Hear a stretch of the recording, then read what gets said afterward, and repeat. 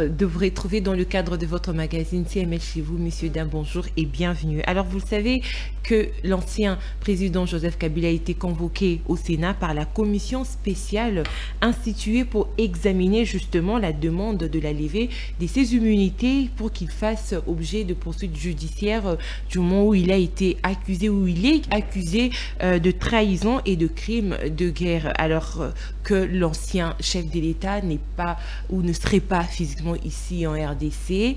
Il y avait une possibilité que ses avocats le représentent justement pour qu'il puisse fournir des éléments de langage quant au grief lui reproché. Mais est-ce que cette procédure est biaisée? Est-ce que Joseph Kabila risque une condamnation par défaut? Nous allons réfléchir sur cette question. Pourquoi fait-il objet de poursuites maintenant alors que Kabila a toujours été ici? Et c'est, on va dire, récemment qu'il a quitté le sol congolais pour aller se réfugier ailleurs. Kabila serait-il ou deviendrait-il un éternel exilé politique sous le régime Tshisekedi? Voici les questions que nous nous posons. Aussi, vous savez, Procès Bukanga Lonzo, l'ancien Premier ministre, ministre de l'ancien président Joseph Kabila, il s'agit bien sûr de Matata Ponyo, est condamné à 10 ans de prison par la Cour constitutionnelle, une cour qui s'était autrefois dit être incompétente pour juger un ancien Premier ministre. Aujourd'hui, la Cour table et statue sur le dossier Bukanga Lonzo et plutôt voulais-je dire Matata Ponyo ainsi que ses co-accusés sont vus condamnés par la justice à de travaux forcés. Alors, est-ce un mauvais départ? La question que nous nous posons pour cette justice aussi. Est-ce que le Congo aujourd'hui, avec sous ce climat politique, risque des scandales élevés? Est-ce que c'est ce que les Congolais veulent durant cette période de crise? Messieurs, dames, c'est avec un réel plaisir que je reçois pour vous sur ce plateau un communicateur de Joseph Kabila, cadre au sein du FCC. Il s'agit de monsieur Jean-Pierre Bélessi. Bonjour monsieur Jean-Pierre et bienvenue à vous. Bonjour et merci beaucoup pour votre invitation. Je voudrais, en tout cas par cette même occasion que vous me donnez, saluer tous les téléspectateurs de cette grande émission. Je ne finirai pas en tout cas, saluer très poliment le président national de mon parti, son Excellence Joseph Kabila Kabange, mais également à notre secrétaire permanent, le professeur docteur Emmanuel Ramazani Chadari. Bien entendu, je ne finirai pas sans saluer le vice-président Obin Minako. Une fois de plus, merci pour votre invitation. Merci beaucoup, surtout à vous d'avoir répondu à notre invitation. Je rappelle que c'est votre premier passage sur ce plateau.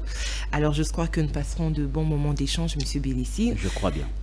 Donc, dans les vifs du sujet, Joseph Kabila a été convoqué hier par la commission instituée par le Sénat, question de tabler sur sa levée des immunités ou non. Comment jugez-vous cette procédure? On commence par les débuts. L'annonce des poursuites engagées contre ce président honoraire, la décision sur la levée de ses immunités étant que sénateur à vie, jusqu'à voir une commission être mise en place pour statuer, tabler sur cette question. Et aujourd'hui, il est convoqué, sachant que Kabila n'est pas ou ne serait pas présentement à Kinshasa. Bon, une fois de plus, merci pour la parole que vous m'accordez en tout cas. Mais c'est quand même triste de voir aujourd'hui le fonctionnement de l'appareil judiciaire de notre pays, soit la justice de notre pays. C'est un scandale. Et c'est très malheureux de voir comment est-ce que la justice congolaise aujourd'hui, elle est instrumentalisée. Nous avons une justice qui est aux ordres, une justice qui est téléguidée, une justice qui est sous les bottes de M. Félix Tshisekedi. C'est ça aujourd'hui, j'allais dire, la justice congolaise. Et c'est extrêmement grave. L'on dit souvent que c'est la justice qui élève une nation. Mais lorsque nous voyons comment est-ce que la justice congolaise se comporte aujourd'hui, mais c'est extrêmement grave, madame la journaliste. Mais je veux entrer, vous savez, je pense que je suis un juriste bien formé, peut-être vous ne le savez pas. Je vais vous donner ici, j'allais dire, le contenu, ou soit j'allais vous donner, vous faire la différence entre les deux statuts, parce qu'il y a tellement de confusion là-dessus.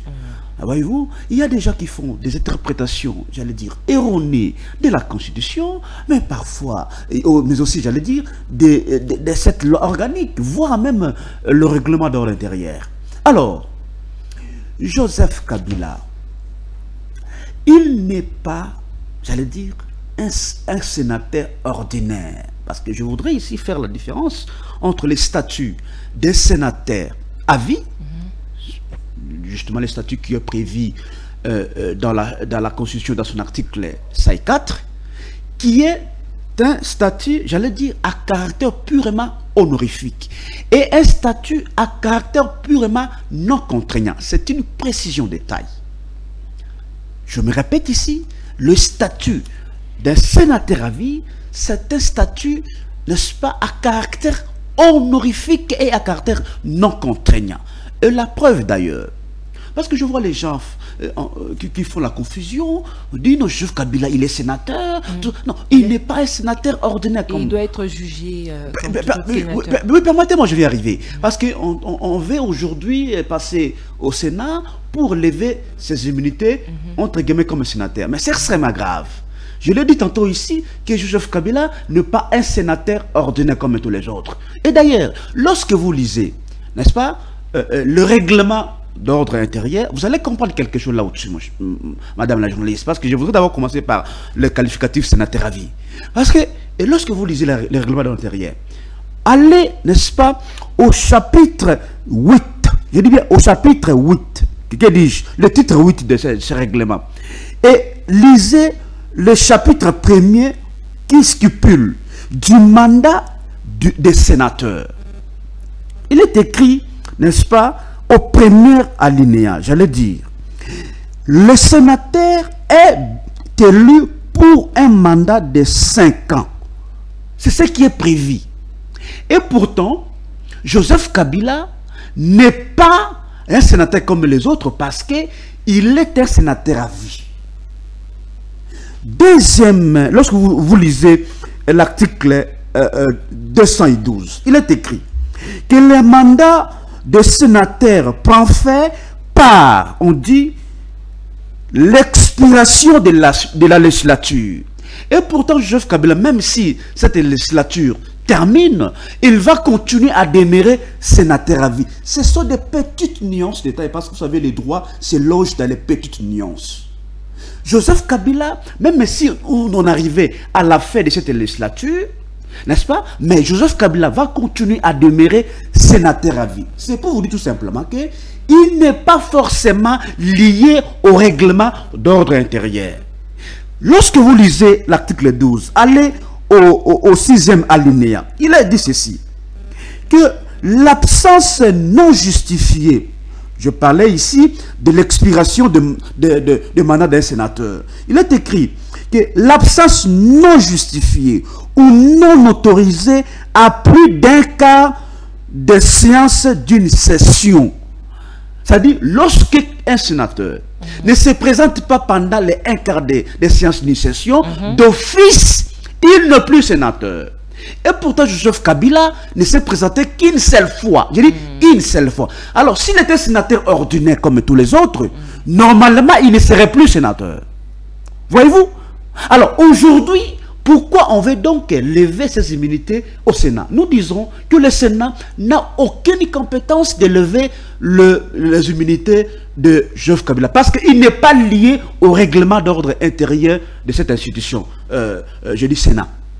Mais par contre, Joseph Kabila est lié sur base d'une loi organique du 18 juillet, je ne me trompe pas, 2018, qui nous donne la procédure, n'est-ce pas, et comment on peut lever les immunités de Joseph Kabila. Lorsque vous lisez l'article 7, déjà on prévoit qu'il bénéficie de l'immunité de poursuite judiciaire, n'est-ce pas, de tous les actes qu'il avait posés dans l'exercice de ses fonctions. Ça, c'est ce qui est prévu dans l'article 8. Mais lorsque vous lisez l'article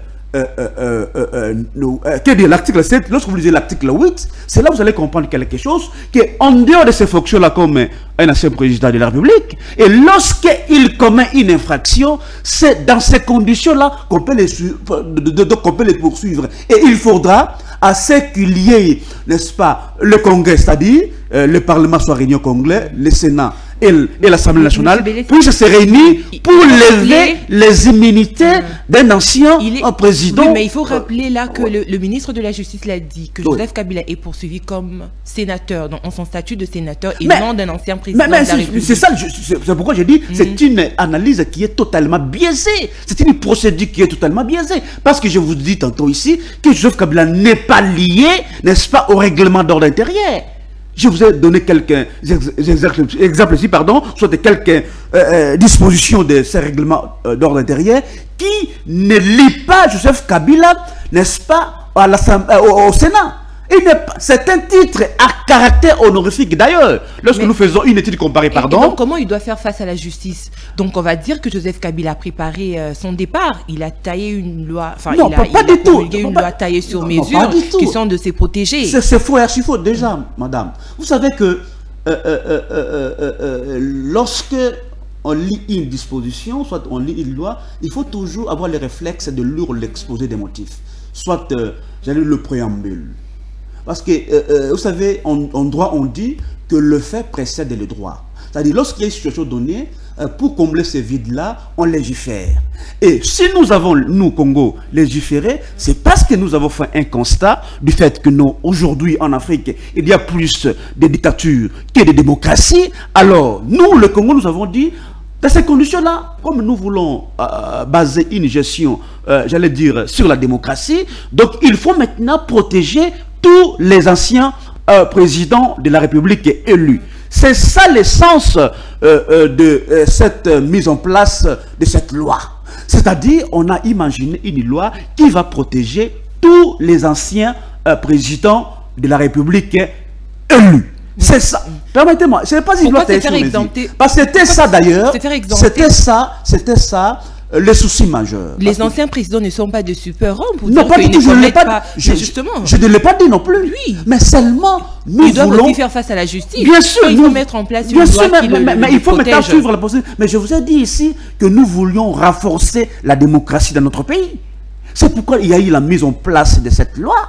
Je peux vous donner des exemples en Afrique. Déjà, lorsque nous étions à Sun City, quelle était la préoccupation majeure? C'est que nous voulons mettre au cœur de l'Afrique une démocratie et que nous puissions justement assister à l'alternance politique et démocratique.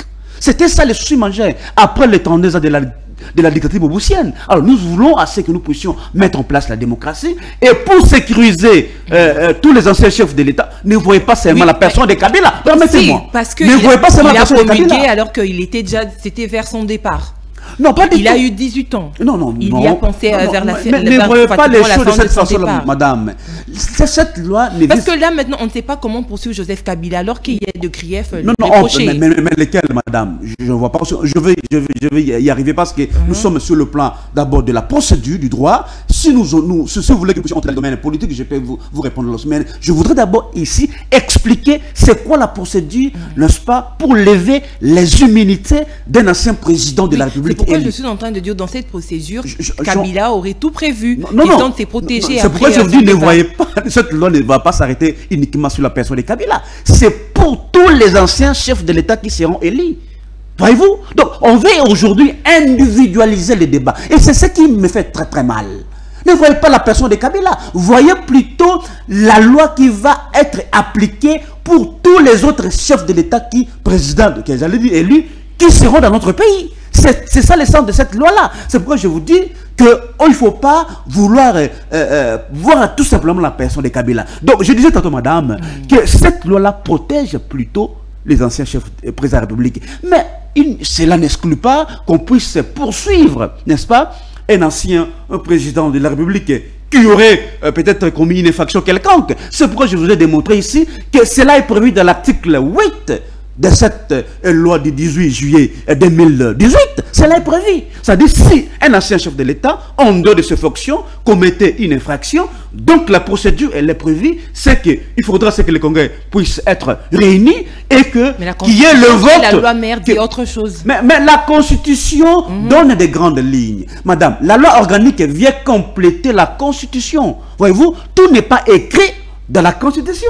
La Constitution donne des grandes lignes. D'ailleurs, il y a un principe en droit qui dit que l'accessoire suit les principales. C'est-à-dire ici, que Joseph Kabila, d'abord, j'allais dire, pour être un président, pour avoir le titre de sénateur à vie, il faut d'abord commencer par être un président élu. Voyez-vous? Et c'est dans ces conditions-là, lorsque vous exercez le pouvoir et que vous quittez par la grande porte comme Kabila l'a fait, donc vous allez maintenant bénéficier de ces statuts-là qui est purement un statut à caractère honorifique, je l'ai dit tantôt ici. C'est pour l'honneur. Mais maintenant, Kabila n'est pas lié à ce titre-là honorifique. Il est lié par une loi organique qui donne les modalités de lever des immunités d'un ancien président de la République. C'est ça ce qui est prévu par la loi, madame. Vous voyez-vous? Donc, cette procédure-là, elle est complètement biaisée. Je dis biaisée. Et nous n'allons pas l'admettre. C'est une grande violation des textes. Nous savons peut-être que Kabila fait peur. Nous savons que Kabila, il est aujourd'hui, j'allais dire, on met toutes les stratégies pour chercher comment si Kabila fait peur, il n'y aurait pas eu de poursuite engagée contre lui s'il faisait peur comme vous venez de le dire. Mais on dit qu'il a commis des infractions, soit qu'il est derrière le 1-23, qu'il est derrière crime de guerre. Mais madame, c'est trop bas ce raisonnement, mon cher. C'est trop, ma chère, c'est trop bas. Parce que, madame, jusqu'à la preuve du contraire, il n'y a jamais une preuve. Il n'y a jamais eu, j'allais dire, des informations sur lesquelles Kabila est derrière le 1-23. Ils sont dans les supputations. Quand il parle de M23 comme étant l'aspiration de la population. Bon, attendez, madame, allons-y. Quelqu'un qui a hébergé le 1-23 ici à Kinshasa, pendant 14 mois, s'il vous plaît, on a hébergé le 1-23 ici. Si ce n'était pas des Congolais, qu'est-ce qu'ils sont venus faire ici à Kinshasa et pendant 14 mois? Qui a amnistié le 1-23? Est-ce qu'on peut nous répondre à cette question-là? Qui a hébergé le 1-23 ici pendant 14 mois? Nourri, logé par le frais du gouvernement. Par le frais du contribuable congolais. Madame, alors, quelqu'un lorsqu'il dit que le 1-23 c'est une inspiration du peuple congolais, mais faisons cette comparaison entre celui qui a hébergé le 1-23 ici pendant 14 mois et en catémini, s'il vous plaît. En catémini, nous ne savions pas que le 1-23 était ici à Kinshasa. Voyez-vous? C'était pour le les accords qu'il y aurait eu avec l'ancien président. Où est le problème de Kabila là-dedans? Kabila a vécu, mais Kabila a vécu le 1-23. Kabila, c'est le fait qu'il a mis en place des accords avec... Lesquels? Est-ce qu'on peut me citer un seul accord que Kabila avait signé avec le 1-23? Ça n'existe pas. L'accord qui existe, madame, c'est l'accord cadre d'Addis Abeba. En dehors de celui-là, il n'y a pas un autre accord qui lie Kabila et le 1-23. Ça n'existe pas. Et son arrivée à Goma. Nous avons vécu le 1-23 par les armes, madame. Par les armes. Et il y a un communiqué du 1-23. Je donne la date. C'était le 5 novembre 2013 que le 1-23 avait reconnu sa défaite. Et le 6 novembre 2013, le gouvernement aussi avait fait un communiqué disant que nous avons vaincu le 1-23 par les armes. Et d'ailleurs, M. Tshisekedi l'avait reconnu lorsqu'il était parti au Congo-Brazzaville, disant que le 1-23 avait été vaincu militairement par les armes, madame. Alors, quel est cet accord qui va encore lier Kabila avec le 1-23? Un mouvement que nous avons défait militairement, madame. Donc, vous l'avez défait, comment ce mouvement... c'est ça la grande question. Surface. Mais c'est ça la grande question pour ceux qui sont aujourd'hui au pouvoir. Donc, comment est-ce que le 1-23... Kabila n'était pas le parrain de non, je dis pourquoi est-ce que le 1-23, c'est ça la bonne question? À répondre les armes. Parce que lorsque vous suivez Willy Ngoma, je ne suis pas le porte-parole du 1-23, mais nous suivons ce qu'ils disent. Que M. Tshisekedi doit normalement respecter ses accords. Nous parlons français, madame. Ça, c'est un déterminant possessif. Voyez-vous? Donc, ce n'est pas l'affaire de Kabila. C'est que ce pouvoir avait signé des accords avec le 1-23 et qui n'arrive pas à les respecter. Mais lorsqu'on veut à tout moment revenir sur Kabila, Kabila fait ceci, cela. Mais Kabila, je vous dis très franchement, madame, avait vaincu le 1-23. Le problème, c'est le non-respect des accords que ce régime avait signé avec le 1-23. Donc Kabila n'y est pour rien. Il n'en est pour rien. Lorsque vous parlez qu'il était à Goma, est-ce que avez-vous entendu les officiels du PPRD, du FCC, dire que Kabila était à Goma? Mais on ne l'a jamais vu condamner les M23. Je dis, est-ce que vous... Non, je pose d'abord la question à ceux qui disent que Kabila était à Goma. Est-ce que... Parce que vous savez que le PPRD, c'est un parti structuré et organisé. Il n'y a pas de fumée sans feu. Non, mais il faut qu'on nous démontre que Kabila était arrivé à Goma.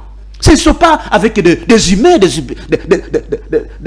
supputations. Tout ça qu'on dirait que Kabila est à Goma. Mais la conférence de presse qu'il allait tenir, il allait la tenir. Mais vous voulez connaître maintenant l'agenda de Kabila? Kabila a son agenda propre, chacun a son agenda. Voyez-vous? Donc c'est un faux débat. Madame, Kabila n'était pas à Goma. Et d'ailleurs, c'est ça la raison, le motif, le mobile qui a fait que on puisse non seulement suspendre le PPRD, mais lancer des poursuites contre Kabila. Et pourtant, Kabila n'est jamais arrivé à Goma. Le ministre de la Justice on gère le pays sur base de rumeurs. Non, pas de rumeurs. C'est ça. Non, non. Est-ce qui dirige que le gouvernement a une preuve? Mais ils le disent, ils ont de preuves. Mais le ministre de l'Intérieur l'a dit. Mais on laisse le service faire son travail. Nous savions comment opère Madame, nous savons comment opère ces régimes. Si Kabila était pour quelque chose, n'est-ce pas, on allait déjà publier ça dans les réseaux sociaux. Parce qu'ils sont spécialistes dans la violation de l'instruction préjuridictionnelle qui est d'ailleurs secrète. Qui demeure secrète. Mais Kabila, s'il était à Goma, on allait publier, madame. Nous savons comment ces régimes fonctionnent. Il s'agit de services secrets. Ils vont mais je vous dis, ils sont spécialistes dans la violation de la procédure préjuridictionnelle, pardon.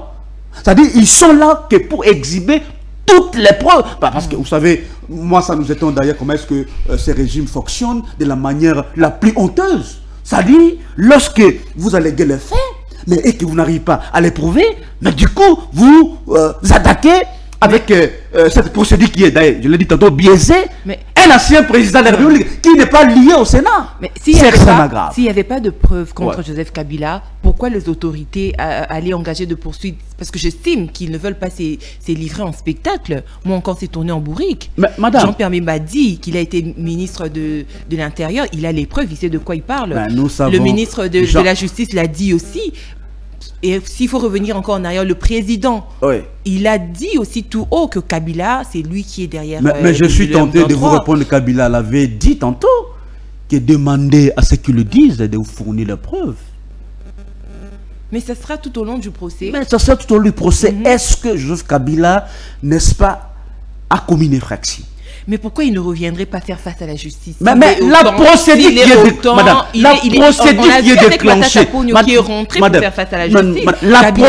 qui est déclenchée, la procédure qui est déclenchée, madame, est-ce que c'est une procédure qui est légale? C'est ça là. Parce que, madame, vous savez, en droit, la procédure, elle est sacrée. Lorsqu'on viole la procédure, tous les restes tombent. Nous, kabilistes, nous n'allons pas cautionner cette grande violation des textes. Parce que le régime de M. Tshisekedi, bien entendu, se distingue dans la violation systématique des textes. C'est ça, ce régime, madame. Et il en est de même avec la procédure qui est déclenchée par ce régime, consistant à lever les immunités d'un ancien président de la République, qui n'est pas lié, je l'ai dit tantôt ici au Sénat, parce que les qualificatifs sénateurs à vie, certains qualificatifs à titre honorifique, je l'ai dit tantôt. Est-ce que allons-nous continuer à accepter des violations des textes de cette façon-là, madame? C'est pas possible. Ce que nous disons, nous sommes des légalistes. La moindre des choses, c'est de respecter d'abord la procédure, ce qui est prévu par les textes de la République. Pourquoi donc on n'arrive pas à les respecter? C'est ça le plus grand problème. Voyez-vous? Donc, tout ce qui est fait, madame, c'est un acharnement contre la personne de Kabila. Et d'ailleurs, on a appelé... acharnement contre le père de l'alternance. Mais bien sûr, d'ailleurs, moi ça m'étonne. Parce que lorsqu'on dit que Kabila, il est derrière l'M23, mais c'est trop bas. Madame, vous savez, Kabila doit être applaudi dans ces pays. Kabila applaudit. Bien sûr. Pourquoi il serait... parce qu'aujourd'hui, Kabila reste le véritable père de la démocratie, le véritable père de l'alternance politique. En faisant quoi exactement? C'est un souhait qui est resté longtemps pour le peuple congolais d'assister un jour à l'alternance politique et j'allais dire civilisée du pouvoir. Ces actes ont été honnêtes, vous estimez? Absolument. Honnêtes. Bien sûr. Il n'y a pas eu Madame, nous sommes en Afrique. Hein. Ça veut dire quoi? C'est-à-dire que tout simplement, c'est difficile de voir un pouvoir. Kabila non, madame, qui a au-dessus de la volonté de la population congolaise. Il y a eu cette volonté politique, bien entendu. Mais nous voyons comment est-ce que les choses se font en Afrique, c'est pas en Afrique. Il y a des présidents. Faire autrement. Il y a des présidents qui changent les constitutions.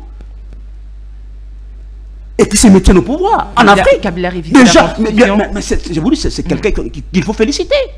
Parce qu'il pouvait aussi le faire. Mais il n'est pas parti aussi facilement. Mais je vous dis, il y a eu des marches de catholiques. Pas du tout. Kabila disait toujours. Madame, Kabila de montrez-moi une seule vidéo dans laquelle Kabila avait dit qu'il n'allait pas respecter la Constitution.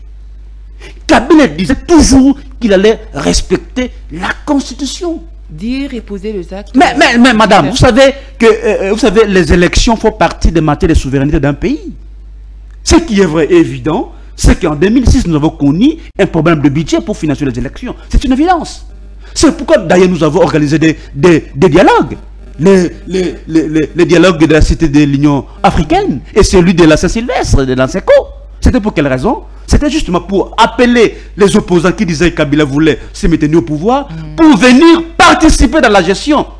Enfin, justement, de vider cette question-là. Une excuse, il n'y a pas d'argent, je reste encore mais vous savez, non, pas du tout. Vous savez que le Congo dépend encore des matières premières. Et en 2015, il y a eu la chute brutale des coûts de matières premières. C'est une histoire. C'est de l'histoire, je l'ai dit. C'est de l'histoire. Il y a eu la chute brutale des coûts de matières premières. Et c'est ce qui a occasionné qu'on puisse décaler les élections de 2011, de 2016 à 2018. C'est une réalité, madame. Alors, si mais le plus important... Si ce régime aujourd'hui disait qu'avec l'agression... Madame, le plus important, madame, c'est que nous avons assisté là à l'alternance politique et démocratique.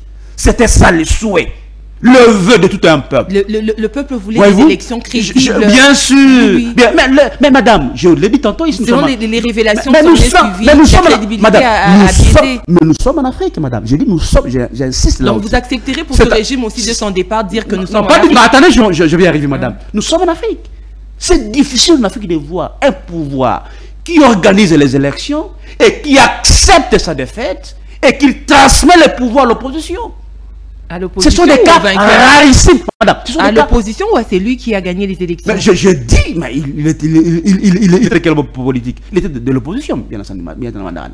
Il fallait seulement transmettre à l'opposition, peu importe la personne qui a gagné. Je vous dis, c'est pourquoi il faut dire merci à Kabila.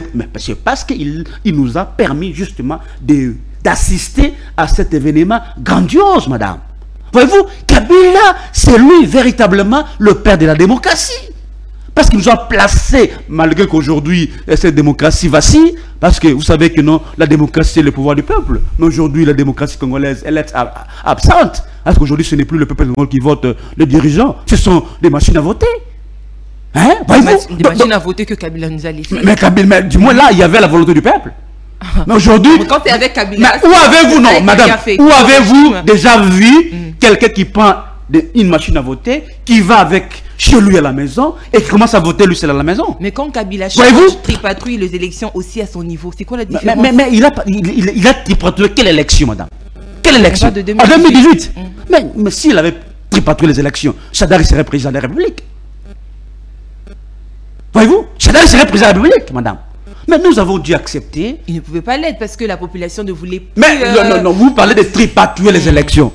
Parce que lui qui était son dauphin. Voyez-vous? Donc il a respecté, entre guillemets, la volonté du peuple. Voyez-vous, madame? Donc c'est un faux débat. Voyez-vous, ce qui est vrai évident, c'est que nous avons un pouvoir qui est autoritaire. Nous avons un pouvoir qui est, j'allais dire, dictatorial. Qui ne veut pas attendre un autre son de cloche. Et comme le PPRD reste le plus grand parti politique de l'opposition, parce que je vous informe, madame, qu'il n'y a aucun parti politique qui a l'ancrage sociétal comme le PPRD. Ça n'existait pas. Parce que le PPRD est représenté dans les 145 territoires de notre pays. Normal, ça. Le PPRD, c'était parti à caractère nationaliste. C'est pourquoi je vous dis que le PPRD fait peur.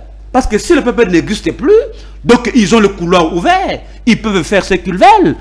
Souvenez-vous des discussions. Souvenez-vous, madame. Souvenez-vous du débat qui avait eu lieu ici au Congo, consistant justement au changement de la Constitution, soit de la révision de la Constitution. L'UTT, n'est-ce pas, l'intervention musclée du PPRD, des communicateurs du PPRD. Madame, peut-être on allait aujourd'hui avoir une autre histoire. Donc, nous avons démontré, nous avons démontré que le changement de la Constitution n'était pas opportun.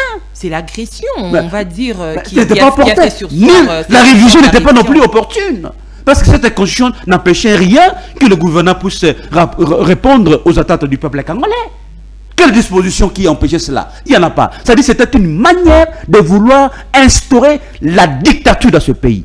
Et nous sommes, on s'était posé, on a eu, j'allais dire, on a eu à démontrer que la démarche initiée par ce régime, c'était une démarche consistante, bien entendu, à vouloir instaurer la dictature de ce pays. Alors, comme ce parti fait peur, fait mal, soit comme ce parti détient, j'allais dire, l'espoir, les aspirations du peuple congolais, alors on va rendre au silence, soit de réduire en silence le PPRD. C'est ça le seul péché du PPRD. C'est ça le seul péché de Kabila. Parce que Kabila aujourd'hui, madame, il est plus que réclamé à corps et à cri par le peuple congolais.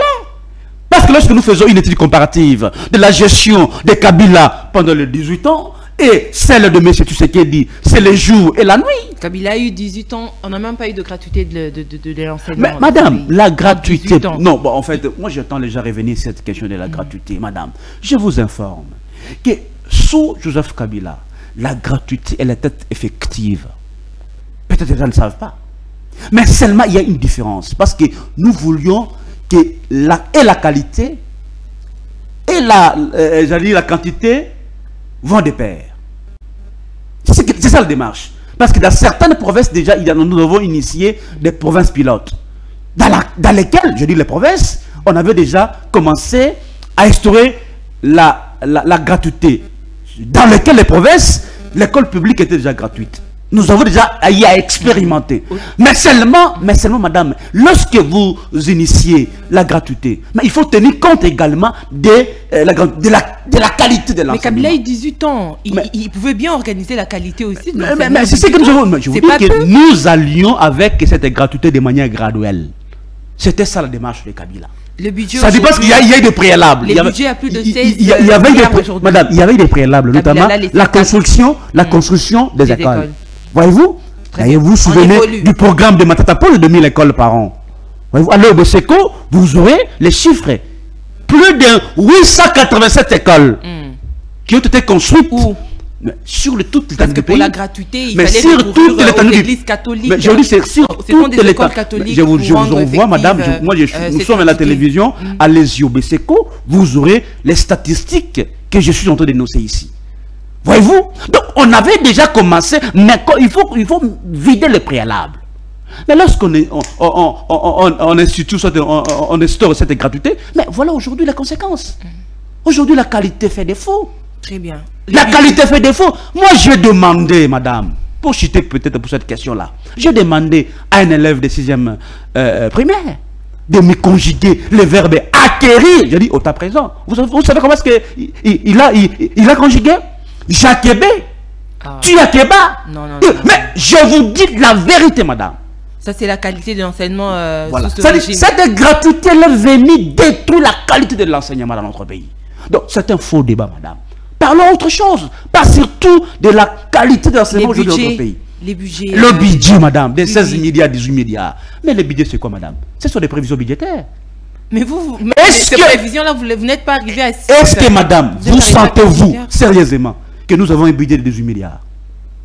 Sentez-vous ça sur le terrain? Ce sont des papiers.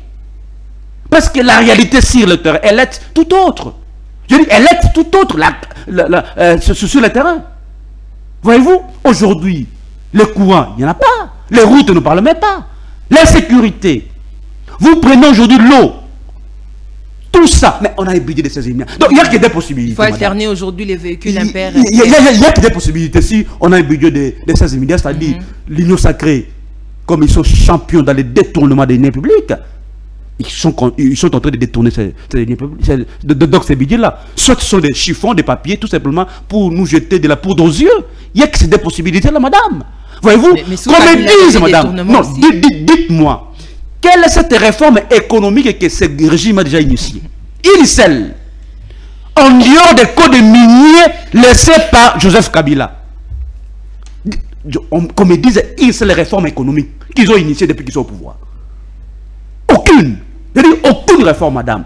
Donc, ils sont bénéficiaires de tout ce que nous avons déjà platé comme base. C'est ça la réalité, madame. Donc, ces gens n'ont rien fait. Aujourd'hui, madame, les détournements, la corruption, les tribalismes. Il y a eu des détournements. Mais madame, vous savez, aujourd'hui, détourner l'argent est devenu normal. C'est-à-dire, on vient de normaliser les détournements. Tous ceux qui sont entrés, je l'ai dit, tous les détournés sont en liberté. Vous vous souvenez des dossiers 100 jours. 100 jours. Combien de millions de dollars détournés? Les projectiles jaloux, madame. Vous prenez le RAM, plus de 500 millions de dollars, madame, détournés. Vous prenez dossier lampadaire et forage. Mais les détournés sont en train de se balader ici, à la cité. On a instauré une république des antivaleurs. Une république des antivaleurs. Sexe, on n'a jamais vu ça dans ce pays, madame. Jamais, je dis jamais. Depuis Mobutu. Parce que détournement est commis un sport national, madame. Comme l'a dit Matata Pogno. Un sport national. Aujourd'hui, dossier de la construction d'une maison d'arrêt à Kisangani. 19 millions de dollars. Vous voyez? Comment est-ce que le pays est géré, madame? Non, madame. On n'a jamais vu ça sous le régime de Kabila. Pas du tout. Parce que les preuves sont là. Il n'y a même pas de montres. Les preuves sont là. Mais pourquoi est-ce qu'on n'arrive pas à arrêter les gens? Parce qu'ils accopent, madame. Ils ont commencé avec Matata. Ils accopent, madame. Je ne voudrais pas être l'avocat de Matata, soit son défenseur, parce qu'il a ses avocats, et il a ses porte-parole, parce qu'il est le président d'un parti politique. Mais ce que nous voyons, madame, c'est un acharnement. Vous l'avez dit ici, que cette même cour s'est déclarée incompétente. Sous Kalouba, si je ne me trompe pas. La cour constitutionnelle s'est déclarée, parce que madame, il y a un vide juridique là au-dessus. Parce qu'on ne sait pas juger Matata comme un président, que dis-je, un ancien premier ministre. Parce qu'il n'y a pas une loi qui le dit. La loi dit, la constitution, que la Cour constitutionnelle est le juge pénal du président et du premier ministre. Mais on ne sait pas si c'est un premier ministre qui est en fonction, soit un ancien premier ministre. C'est pourquoi il y a une guerre entre les doctrinaires là au-dessus. Est-ce qu'on peut juger Matata comme un ancien premier ministre? Est-ce que la loi l'a dit, l'a prévu? C'est pourquoi à l'époque de Kalouba, la Cour s'était déclarée incompétente. Parce qu'on n'a pas précisé. Est-ce que c'est un premier ministre qui est en fonction, soit un ancien premier ministre? Mais Kamouleta s'est déclaré mais madame, vous savez, la Cour constitutionnelle, madame, la Cour constitutionnelle statue en dernier ressort. Je dis en dernier ressort.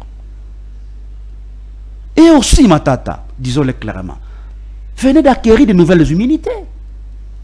Comme député national.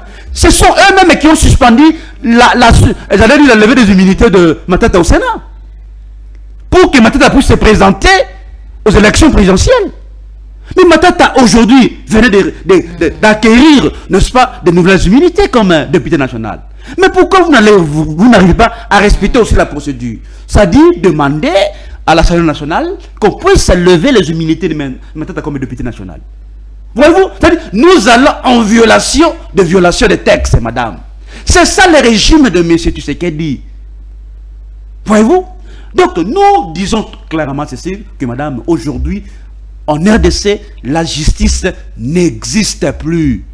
C'est une justice de rumeurs, une justice des humains. C'est-à-dire, si on voit la tête de Matata qui dérange, allez arrêter Matata. Si on voit la tête de Jean-Pierre Bélessi, allez arrêter Jean-Pierre Bélessi. Si on voit Chadari tenir des discours forts, allez.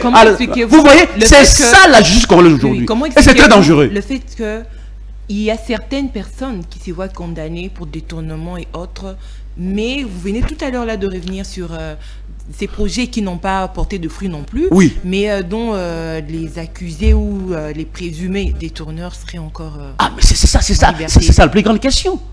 Si aujourd'hui on connaît le Matata et ceux qui ont détourné l'argent de la PADER et de Forage, pourquoi eux n'ont pas été arrêtés, soit condamnés?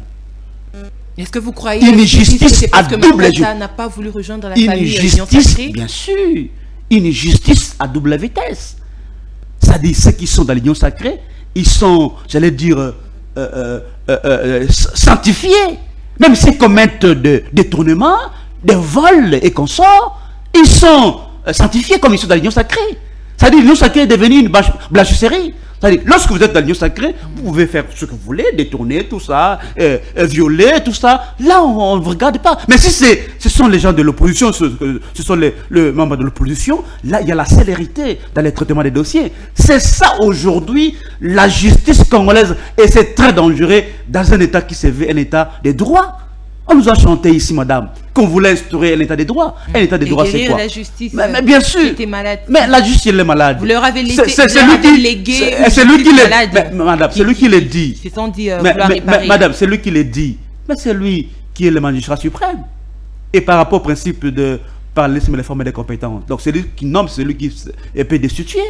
Mais il est en train de mettre en place, soit il est en train de nommer le haut magistrat de la République. Mais s'il constate que la justice elle est malade, mais c'est à lui justement d'arranger la justice. Mais lui-même il a dit qu'il était au courant que ses conseils sont en train d'instrumentaliser la justice. On ne peut pas vouloir une chose et son contraire, madame. C'est ça le plus grand problème avec ce régime. Vous dénoncez de l'autre côté, mais vous reconnaissez quand même que non, vos conseillers sont en train d'instrumentaliser la justice, madame. On fait quoi finalement? Vous voyez, on ne peut pas, comme je l'ai dit tantôt ici, une justice, une chose et son contraire, madame. Le problème, c'est que nous avons des gens qui n'ont pas été préparés de gérer cette grande république, madame. C'est ça la vérité. Donc l'opposition de l'époque n'était pas préparée à diriger. Mais dans la gestion aujourd'hui, madame. Okay. Nous voyons dans la gestion. Donc, parce que le peuple demande quoi, madame? Et que demande le peuple? Que ce régime, n'est-ce pas, ramène le pistolet, ne fût qu'à 100 fois comme avait laissé Kabila. C'est ça le choix du peuple congolais. L'économie extravertie. Mais voilà. Le Congolais demande que ramène-nous le pain au prix de 100 francs comme avait laissé Kabila. Aujourd'hui, c'est 500 francs, 600 francs. Un pistolet. Qui fait mieux? Qui avait fait mieux, madame? Parce que pour juger la capacité de gestion d'un pouvoir, madame, c'est le pan de la ménagère. Liboumou, madame, Liboumou. Aujourd'hui, vous êtes idam, allez au marché. Tous les prix des denrées alimentaires, j'ai dit tout, ont sensiblement augmenté. Voyez-vous? Donc, ces gens n'étaient pas préparés à gérer la République. Ils sont spécialistes dans les détournements. Ils sont spécialistes dans le tribalisme aigu et sauvage. Ils sont spécialistes dans le népotisme, le clientélisme, la corruption. Tout ça, ce sont des mots qui gouvernent la gestion de ce régime, madame. Voyez-vous? Donc, il ne faudrait pas aujourd'hui qu'il y ait des excuses. Nous savons que ce régime va vers la fin. Et aujourd'hui, le peuple congolais, je répète ça, madame, souhaite le retour au pouvoir de M. Joseph Kabila Kabange. C'est vous qui le dites, hein? Madame, vous êtes une grande journaliste, j'ai beaucoup d'estime pour vous. Oui. Aidez le peuple à faire des sondages. Descendez dans la rue. Allez au marché. Faites des sondages. Même vous me faites une étude comparative, je l'ai dit tantôt ici. Mais est-ce que... De la gestion de Kabila. Je n'ai pas la prétention de dire ici que c'était une gestion parfaite. Je n'ai pas cette prétention-là. Mais seulement vous n'allez pas la comparer avec la gestion de... Déjà, si c'était le cas, le Congolais n'allait pas demander son départ. Donc, mais parce qu'on a demandé encore que Kabila revienne sur ce pays. Madame, il y a un adage qui dit vaut mieux un démon que tu sais qu'un ange que tu ne connais pas. Vaut mieux un démon que tu sais, que tu connais. Un démon que tu sais qui va te poignarder. Non, je dis vaut mieux un démon que tu connais Quel âge que tu ne connais? Parce que qu'est-ce qui s'est passé? On a manipulé le peuple. Par Kabila lui-même? Non, pas du tout par l'opposition. Disons que Kabila, c'était lui le mal congolais. Mais aujourd'hui, disons-nous les choses clairement. Est-ce qu'on a fait mieux que Kabila? Est-ce qu'on a fait mieux que Kabila? Dans tout le secteur, vous estimez? Dans tous les secteurs. Dites-moi un seul secteur de la vie nationale, madame, aujourd'hui, qui marche bien. Je dis un seul. Dans le domaine économique, madame, c'était chaos complet total. Dans le domaine social, ne parlons même pas. Dans le domaine sécuritaire, là encore, c'est plus pire. Parce que M. Kabila a remis à M. Tshisekedi de ce pays entier dans ses frontières de 1960. Avec 145 territoires qui comptent cette république. Mais aujourd'hui, où sommes-nous? Où sommes-nous? Voyez-vous? Donc, c'est une question de leadership. Une question de vision pour la République. Et M. Tshisekedi n'a pas cette vision-là. N'a pas un leadership fort et éclairé. Il n'y en a pas, madame. Aujourd'hui, on peut dire que ce régime a montré ses limites. Absolument. C'est encore un régime qui peut se rattraper. Non, absolument. Et a encore quelque chose de bon à donner aux Congolais. Parce que c'est pas encore... Madame, c'est quoi cette nouvelle recette que ce régime va encore présenter au peuple congolais? Nous les avons vus tous, je dis tous tout à l'heure. Vous en parlez de la refondation du Congo. Nous les avons tous tout à l'heure. Vous vous souvenez du débat que nous avons eu à l'époque, lorsqu'on parlait des gros poissons. Jean-Pierre Bemba, qui est un incompétent. Parce que dans le domaine de la sécurité, il nous a démontré qu'il n'a rien foutu là-dedans. Il était ministre de la Défense. C'est là au moins qu'il a eu la possibilité d'avoir... Mais excusez-moi, madame. Excusez-moi. Dans le domaine de la sécurité, Jean-Pierre Bemba la tête, comme ministre de la Défense, qu'est-ce qu'il a foutu? Rien du tout. Il a quand même empêché que Goma parte comme mais il ça est tombé été là toujours. maintenant. Il y a eu résistance. Voyez-vous, dans le domaine de la sécurité, c'était chaos complet.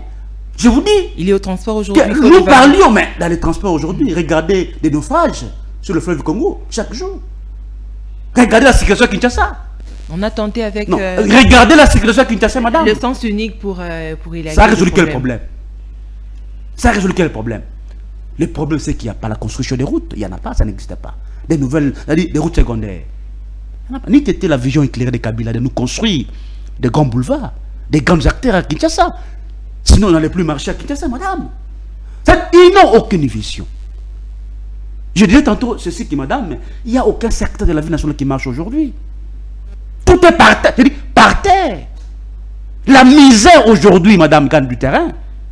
La pauvreté gagne du terrain. C'est une réalité, c'est une évidence, madame. Voyez-vous? Donc, ils n'ont plus, comme vous avez dit, une nouvelle recette qu'ils peuvent aujourd'hui présenter au peuple congolais. Il n'y en a pas. Qui est cette nouvelle figure qui n'a pas conjugué d'alliance sacrée? Qui est-ce? Ce sont des figures qu'on a retrouvées aussi mais Kabila. Mais je vous ai dit tantôt que non, lorsque ces groupes étaient dehors du gouvernement, et vous vous souvenez du gouvernement des Warriors, madame. On nous a dit ça. Des Warriors. Des jeunes de Warriors. Voilà. Où sommes-nous avec ce gouvernement-là? Qu'est-ce qu'ils ont fait? Voyez-vous? Donc c'est pour vous dire, madame, qu'ils sont dans... Comme vous l'avez dit, ils ont déjà démontré leur limite de gestion. Le seul espoir aujourd'hui, c'est le retour de Joseph Kabila au pouvoir. Non, mais le seul espoir aujourd'hui, c'est le retour du peuple RD. D'abord, vous leur demandez quoi? Seulement s'ils ont montré leurs limites. Ils doivent attendre que leur mandat finisse. Madame, vous savez, le peuple, c'est lui qui a le dernier mot. Comme il en avait eu... Le peuple peut décider aujourd'hui de chasser tout le monde. Mais si le d'abord, nous avons... Si le peuple s'identifie madame, nous avons des autorités qui sont complètement illégitimes. Elles n'ont pas été élues valablement par le peuple. Les élections de 2023, madame. Est-ce que ces élections-là ont débouché véritablement? Vous ne vous êtes même pas représenté. Mais donc, parce que nous savions. Mais parce que nous savions, madame. Parce que nous savions. Vous avez boycotté les bien sûr, parce que nous savions. Parce qu'avant d'arriver aux élections proprement dites, madame, mais il y a tout un processus qu'il faut suivre. Mais lorsque déjà le processus était biaisé, lorsqu'on nomme les siens à la Cour, qui est déjà la Cour constitutionnelle, lorsqu'on nomme les siens de la Commission électorale nationale indépendante, vous allez vous attendre à quel type de résultat, madame? Et j'ai toujours dit ça à monsieur, il s'appelle qui? Denis Kadima. Un jour, il répondra de ce qu'il a fait pour cette République. Un jour. Parce qu'il venait là, on venait là de voler la volonté du peuple congolais, madame. Donc le problème d'abord, c'est celui-là. C'est 2018 qui s'est répété en 2023. Pas du tout, madame. La volonté du peuple congolais volée en 2018. Madame, volée encore en 2023. Madame, vous savez, M. Joseph Kabila, finalement, mon président national, avait privilégié plutôt la stabilité du pays. Avait privilégié la paix.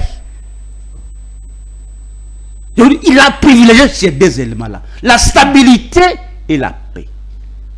Très bien. Pour les élections de 2018. Je ne voudrais pas en dire plus, mais ceux qui connaissent ce que je dis, ils savent ce que je dis. Ils ont compris quelque chose. Merci. Voyez-vous? Donc, les élections de 2023, il ne faudrait pas les comparer avec les élections de 2018. Très bien. Qui nous a permis, je l'ai dit tantôt ici, d'assister à cette tendance politique et démocratique. Madame. Ok, merci beaucoup, monsieur Jean-Pierre Bélessi. Il est communicateur. Il est déjà fini, madame. De Joseph Kabila et cadre au sein du FCC. C'est avec lui que nous sommes en train de changer autour justement de la levée de l'immunité de l'ancien chef de l'État, Joseph Kabila Kabange. Je vous ai demandé, hier, il a été convoqué. Joseph Kabila n'est pas ici. Ouais. Serait-il en train de risquer une condamnation par défaut? Non. Vous savez, je l'ai dit tantôt ici, nous avons un sérieux problème avec la justice congolaise. Vous savez, je ne suis pas en train de dire ici que Joseph Kabila ne peut pas faire l'objet d'une poursuite judiciaire. Je ne l'ai pas dit. Mais est-ce que ce qu'ils sont en train de faire, est-ce que cela est-il légal? Est-ce que au niveau du Sénat, est-ce que le Sénat seul peut lever les immunités d'un ancien président de la République? Si seulement on pouvait répondre à ce genre de questions, à ce moment-là, on dira que peut-être Joseph Kabila fuit. On ne peut pas, madame, cautionner cette violation des textes. On ne peut pas, madame, cautionner cette grande irrégularité. Je l'ai dit tantôt ici, je ne sais pas si il faut que je me répète, Kabila n'est pas lié au Sénat, au règlement d'ordre intérieur du Sénat. Donc, Kabila est lié par une loi organique. Regardez ce qui est dit dans cette loi. Nous savons que c'est un acharnement. On veut politiser j'allais dire pas on a politisé la justice. Tant que Kabila existe, madame, ils sont dans une insomnie. Très bien. Alors, parce qu'ils savent que Kabila demeure aujourd'hui l'espoir d'un peuple. Kabila serait d'accord à prendre part au dialogue si et seulement si ce dialogue, permettez-moi de dialogue pour quelle raison? Le jour dans un futur. Mais madame, participer au dialogue. Autour d'une même table, participer au dialogue. D'abord. Pour éviter la crise, parce que Kabila il est en exil, on va dire Katumbi n'est pas ici, Mata Sapo ne vient d'être condamné. Mais madame, tout cela a une source. La source, c'est quoi? C'est que il y a, j'allais dire, on a un problème de légitimité. Si réellement M. Tshisekedi avait été élu, comme ils le disent, mais pourquoi il doit consulter la classe politique? Il a été élu à 73%. Je dis à 73%. C'est-à-dire, ce sont des conséquences des mauvaises élections que nous avons connues dans ce pays. Ce sont des conséquences de marque de légitimité. C'est ça la raison, madame. Donc vous ne souscrivez pas à un quelconque dialogue? Madame, le problème, il faut commencer par les commencements. C'est-à-dire quoi? C'est-à-dire des choix. Il faut attendre 2028. Mais nous avons des autorités qui sont toutes illégitimes. Mais entre-temps... C'est ça la première crise de notre pays. C'est ça la première crise. La crise de légitimité. Il y en a... Tant qu'on n'a pas encore résolu ce problème-là, on ne sait pas comment évoluer, madame. On ne sait pas. Voyez-vous? Donc, dialogue ou pas, nous ne sommes pas concernés. Et qu'est-ce que vous voulez à ce stade actuel? Nous voulons, par exemple, le départ de M. Félix Tshisekedi. Par la voie électorale, bien sûr. Je dis, nous voulons le départ des ministres. Même lui-même, s'il a il faut attendre. Mais s'il a un peu de l'amour, je dis, s'il a un peu de l'amour pour ces pays, il devrait ne fût-ce que démissionner. Je dis, s'il avait un peu d'amour pour ces pays. Parce que le mal congolais aujourd'hui reste M. Tshisekedi. La crise aujourd'hui, c'est M. Tshisekedi.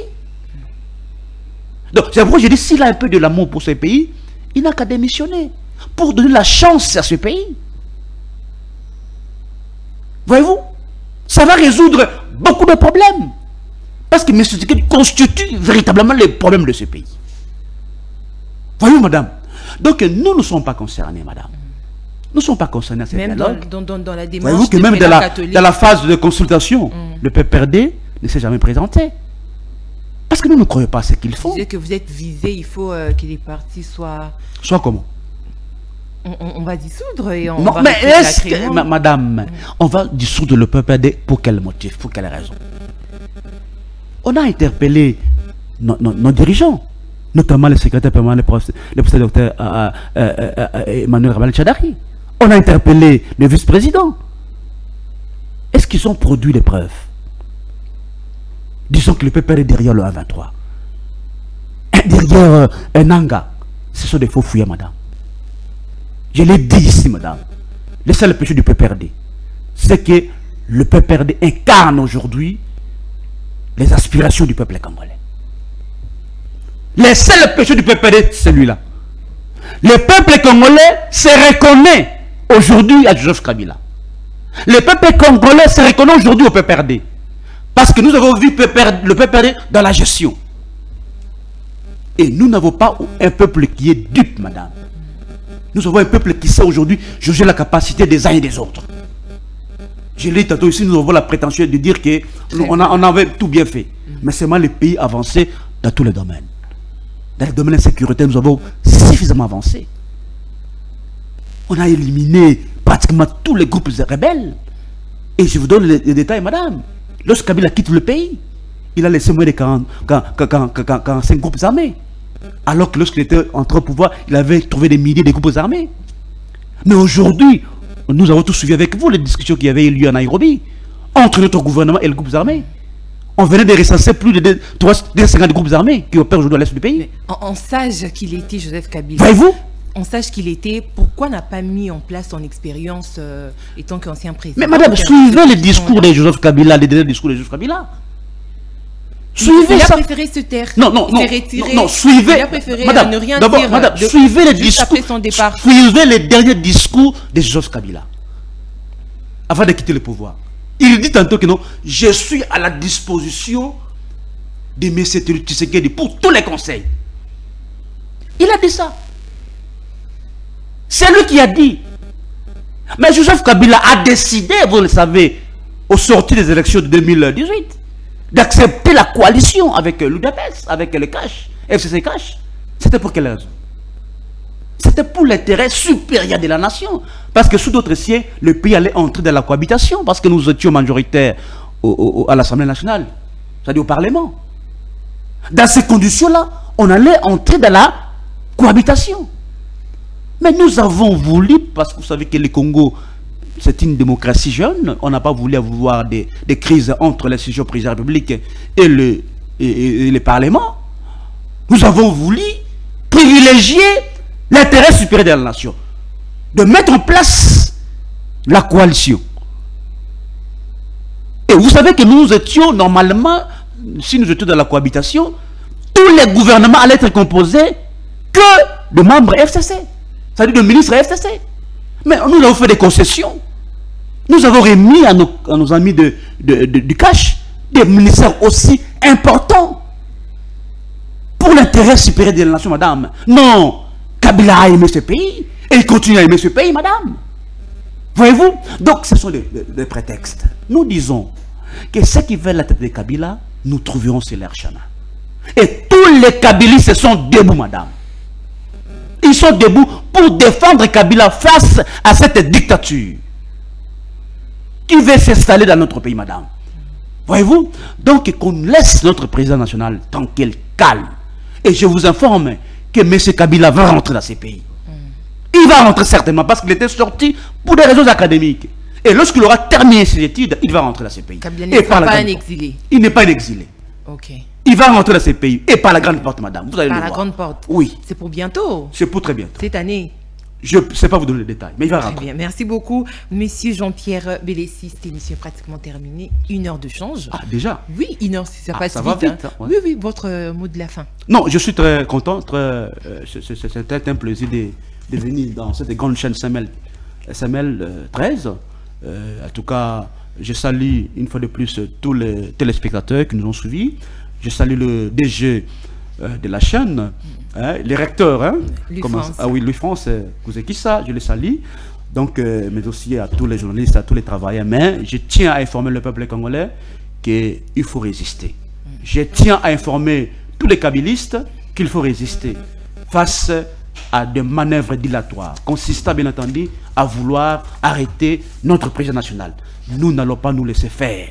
Nous allons résister parce qu'on ne peut pas cautionner ces violations répétitives des textes et de la loi de la République, madame. Une fois de plus, merci pour l'invitation. Très bien, merci beaucoup, fidèles téléspectateurs de CFL chez vous. C'était monsieur Jean-Pierre Bélessi, cadre SCC et communicateur de Joseph Kabila, ancien président de la République. C'est avec lui que nous avons échangé durant pratiquement 1 heure. Alors, on se dit à demain pour le 3e numéro de ce magazine. D'ici là, portez-vous bien et pour la rediffusion, 21h sur la chaîne YouTube CML 13 Télévision. Vous pourrez également suivre cette émission. Au revoir, merci pour votre fidélité. À très bientôt. Merci.